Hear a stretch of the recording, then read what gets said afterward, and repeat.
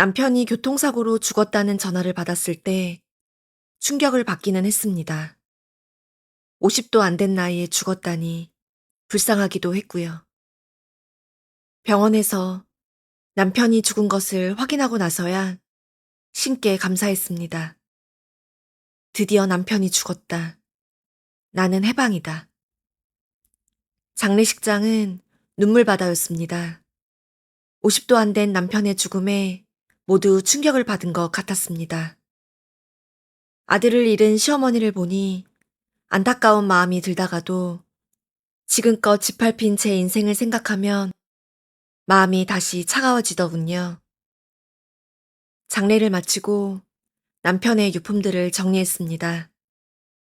남편의 것들을 모두 갖다 버리고 다른 곳으로 이사할 참이었어요.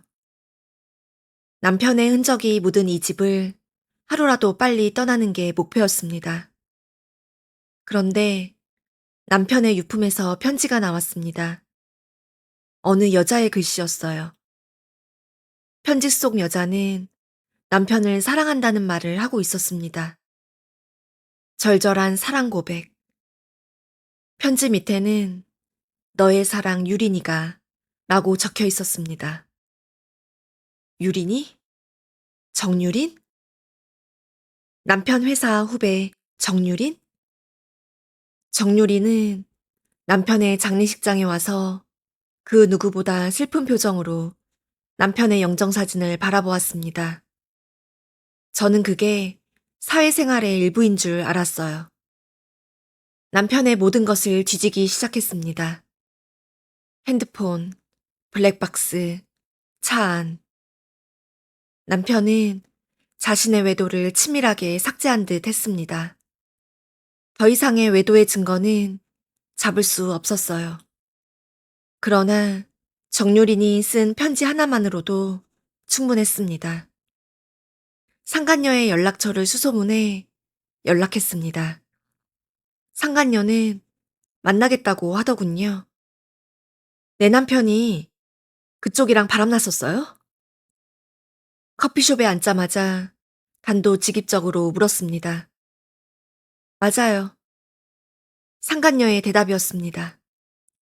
언제부터요? 3년 됐어요. 저 입사할 때부터. 3년 전이면 남편이 본격적으로 저를 집착하던 시기였습니다. 남편은 제가 다니던 직장에 남자가 있다고 직장을 때려치게 했고, 제가 어디에 있는지, 무엇을 하는지 1시간마다 전화로 보고하게끔 했습니다. 친구도 만나지 못하게 했고, 취미생활도 하지 못하게 했습니다. 아이가 있으면 자기를 덜 사랑할 거라며 아이 갖는 걸 원치 않았어요. 결혼은 제게 지옥이나 마찬가지였습니다. 그런데 그 시기에 이 여자를 만났다니 믿기지 않았습니다. 왜 그러셨어요? 상간녀가 제게 물었습니다. 뭘요? 당황한 제가 얼떨결에 대답했습니다. 팀장님, 그쪽 의부증 때문에 숨이 막혀 있어요. 내가 의부증이라고요? 팀장님한테 1시간마다 전화하시고 회식 때에도 끊임없이 전화하셨잖아요. 팀장님 감시하고 싶어서 일도 그만두시고 친구도 안 만나시고 취미생활도 안 하셨잖아요. 남편이 시켜서 그랬어요. 그렇지 않으면 남편이 들들 절 볶으니까. 저도 모르게 상간녀에게 변명을 했습니다. 남편이 시킨다고 어떤 여자가 그런 삶을 살아요? 그럴 수밖에 없었어. 이거는 안 당해보면 몰라. 거짓말 하지 마요. 보통 여자 같으면 일도 계속 했을 거고요. 친구도 계속 만났을 거고, 취미생활도 했을 거예요. 게다가 남편 사랑 독차지하려고 애 안 낳는 결정 따위는 하지 않았을 거예요. 남편이 애 갖지 말자고 했어요. 남편이! 저 팀장님 애 가졌어요. 순간 머리가 하얘졌습니다. 팀장님은 그쪽 아이를 가질 수 없다고 했어요. 그쪽은 정상이 아니니까요. 저희 팀원들 모두 팀장님에게 이혼하라고 했어요. 의부증 환자랑 사는 건 아니잖아요. 그래서 그쪽이랑 바람났다고 하던가요? 내가 팀장님을 더 먼저 만났으면 팀장님 와이프는 나였을 거야. 정유리는 나오지도 않은 배를 만졌습니다. 임신 5개월이에요. 물론 나을 거고요. 도망치듯 커피숍을 나왔습니다. 혼란스러웠어요. 남편의 집착은 사랑이 아니다. 집착일 뿐이다. 라고 생각했습니다. 그런 집착 따위 필요 없다고 생각했었습니다. 그런데 남편이 다른 여자를 사랑하고 있었다니 너무 충격적이었어요. 차라리 남편이 절 사랑해서 그렇게 집착했던 거라고 믿고 싶었습니다. 남편이 죽었으니 일을 해야 했습니다. 일을 다시 시작하려니 무섭더군요. 정유린의 말이 떠올랐습니다. 팀장님이 그만두라고 했다고 쳐요. 정말 일하고 싶은 여자들은 일 그만 안 둬요. 결국 이때다 싶어서 그만둔 거 아닌가요? 누군가에게 하소연하고 싶었습니다. 나는 의부증 환자가 아니었다. 남편이 정상이 아니었고 나는 정상이었다. 핸드폰에 있는 친구 목록들을 바라봤습니다. 남편의 감시로 친구들과 연락한 지 오래되어 연락할 친구가 없었어요. 또다시 정윤이네 말이 떠올랐습니다. 친구들이 당연히 떠나죠. 남편한테 미쳐있는 여자를 누가 좋아해요? 남편은 죽었지만 남편이 살아있을 때처럼 저는 아무것도 할 수 없었어요. 지난 3년 동안 한 달에 한 번 집을 나가면 많이 나가는 거였습니다. 또 정유린의 말이 떠올랐습니다. 팀장님이 취미 활동 하지 말라고 했다고요? 그쪽이 하고 싶었던 게 없었나 보죠. 그저 남편 사랑만 구걸하기 바빴을 테니까요. 괴로웠습니다. 아무것도 할 수 없는 나날들이 이어졌습니다. 남편이 다른 여자를 만났다는 배신감에 치를 떨었고 의부증 환자로 낙인 찍혔다는 사실이 억울했습니다. 그러던 어느 날 마트에서 술을 사는데 남편 회사 팀원인 병만 씨와 마주쳤습니다. 남편과 같은 해에 입사한 동료라 남편과는 아주 친했습니다. 저는 온통 정유린에 대한 생각뿐이었습니다. 병만 씨도 남편이랑 정유린이 만나고 있었다는 거 알고 있었어요? 남편이 바람폈다는 게 수치스러웠으나 그보다 진실을 알고 싶은 마음이 더 컸습니다. 자영 씨, 선준이가 무슨 바람을 펴요. 선준이 살아있을 때 자영 씨 의부증 때문에 고생 많이 했어요. 이제 선준이 이 세상에 없잖아요. 자영 씨 본인을 위해서도 정신과 진료 꼭 받아보세요. 나 의부증 아니에요. 아니야. 병만 씨는 저를 안쓰럽게 바라봤습니다. 정유린이 그랬어요. 내 남편이랑 바람 폈었다고. 정유린 지금 임신 5개월이래요. 자영 씨, 정유린 선준이 죽기 전 한 달 전에 회사에서 해고당했어요. 선준이 스토킹한 사유로요. 스토킹이요?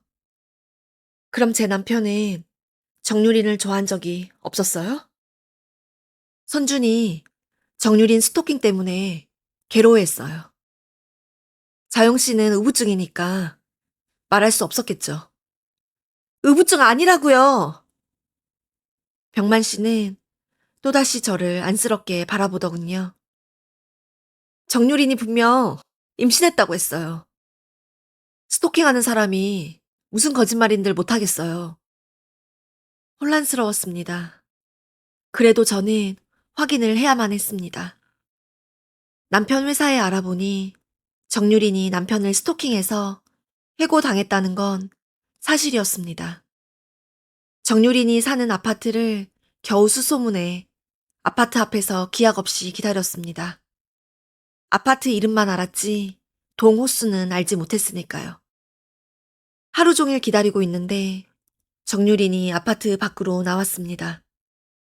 저는 순간적으로 정유린의 배를 보았어요. 그러나 겨울이라 정유린의 배는 코트로 가려져 있었습니다. 임신한 거 사실이에요? 정유리는 그제서야 저를 바라봤습니다. 그 애가 내 남편 애라는 증거 있어요? 제가 왜 증거를 대야 돼요? 거짓말이지? 너 내 남편 애 안 가졌지? 가졌어요.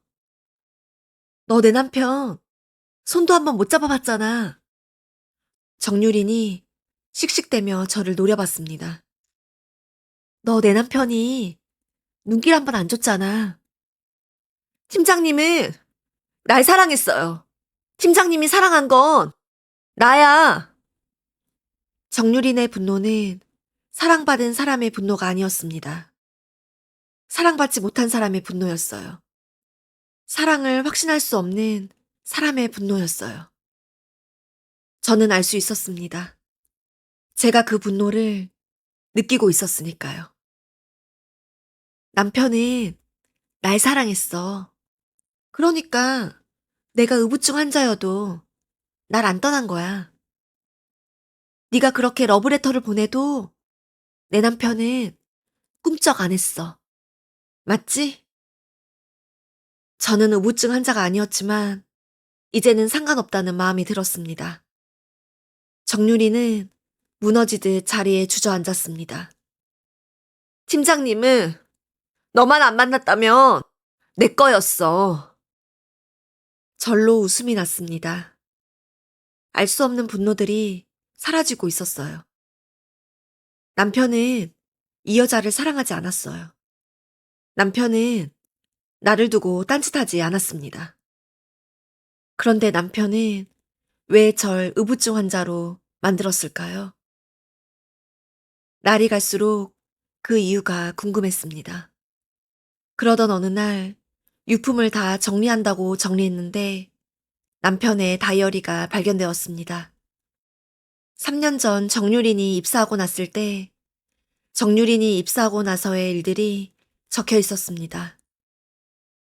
정유린에게 팀장으로서 잘해줬더니 정유린은 여자로 자기를 좋아하는 걸로 착각했다는 겁니다.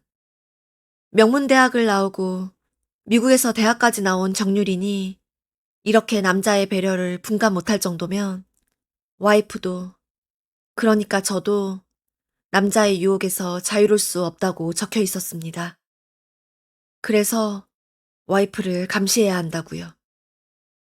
게다가 와이프는 괜찮은 여자라 남자들이 탐낼 수 있으니 의부증 환자로 몰아가는 게 낫다라고 쓰여 있었습니다.